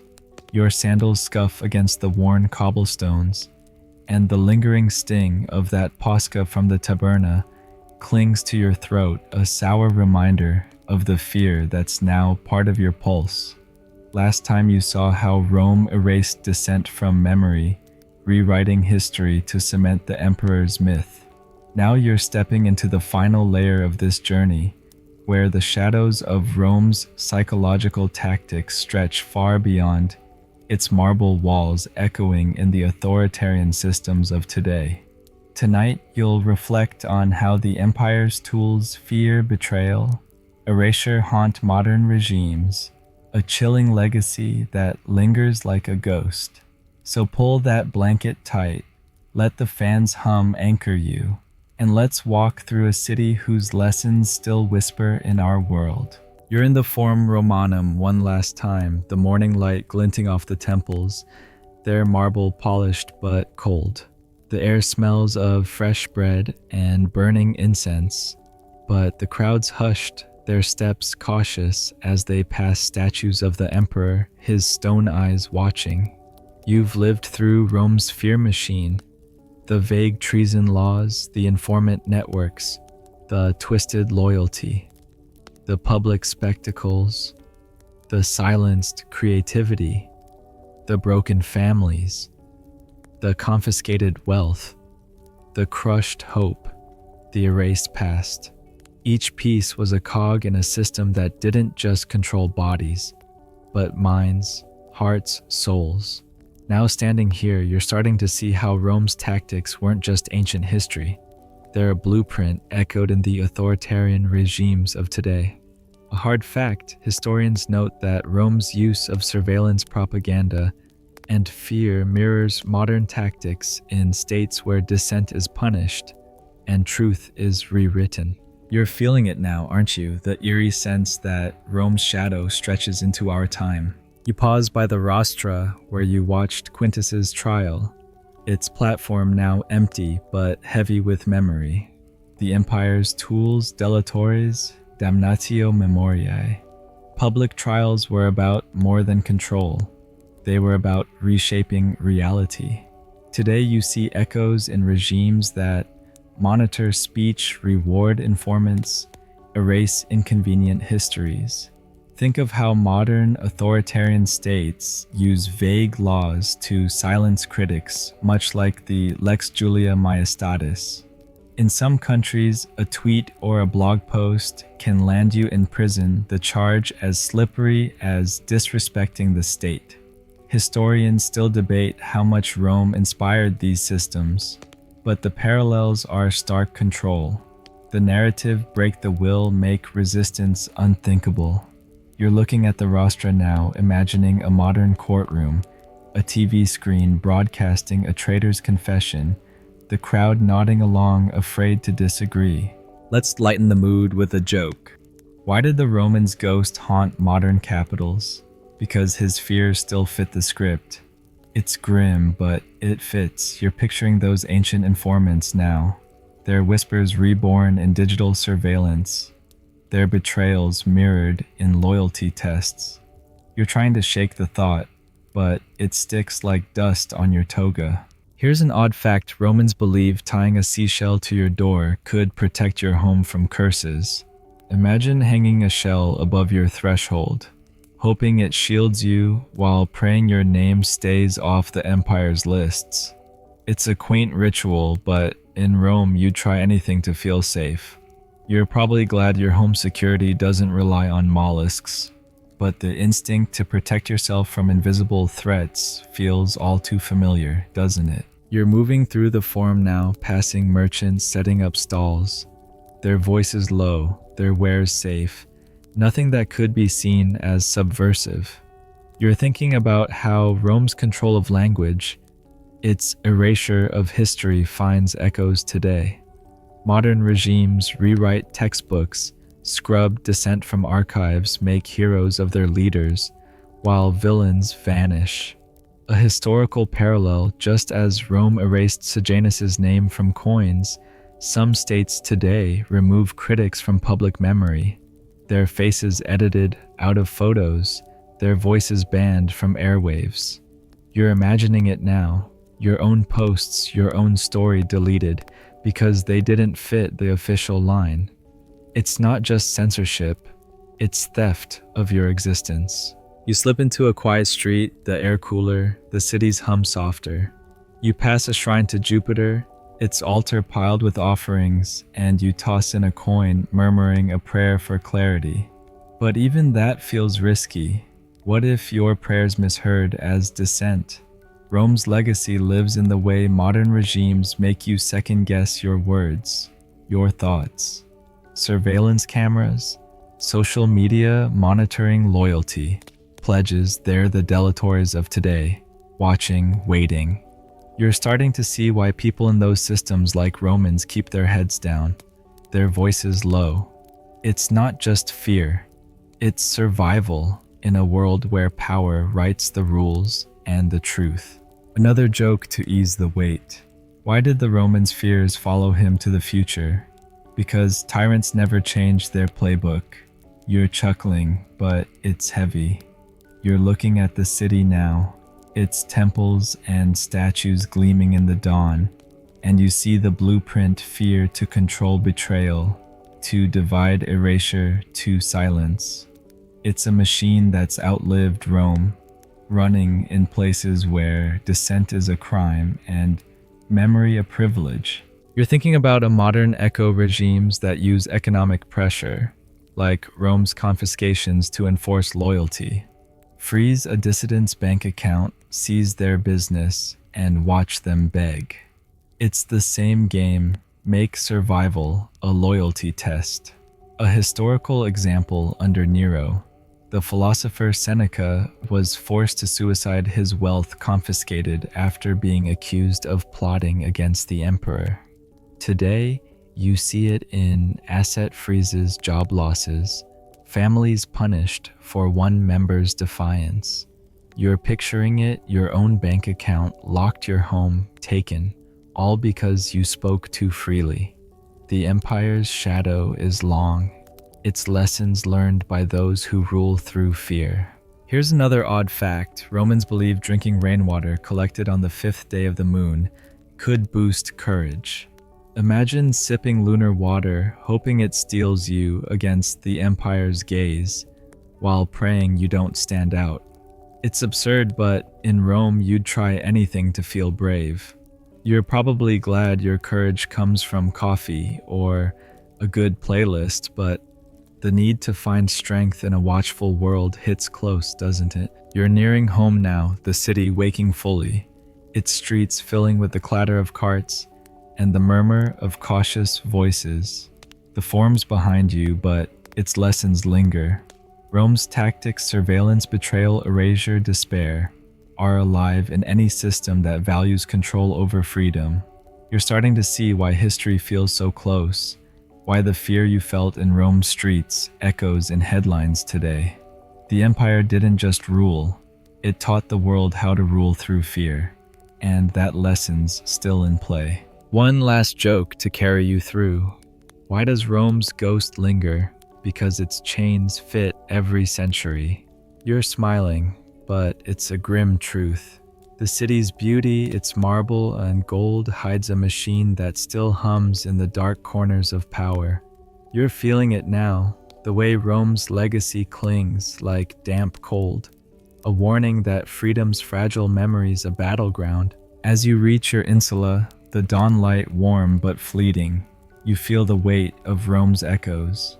The city's gone quiet, but its lessons scream across time. You're clutching your toga tighter, aren't you? The story's done, but its shadows follow you, urging you to watch, to remember, to resist. For now, let the fans hum pull you back, and take a breath. You've survived Rome, but its ghosts are still out there.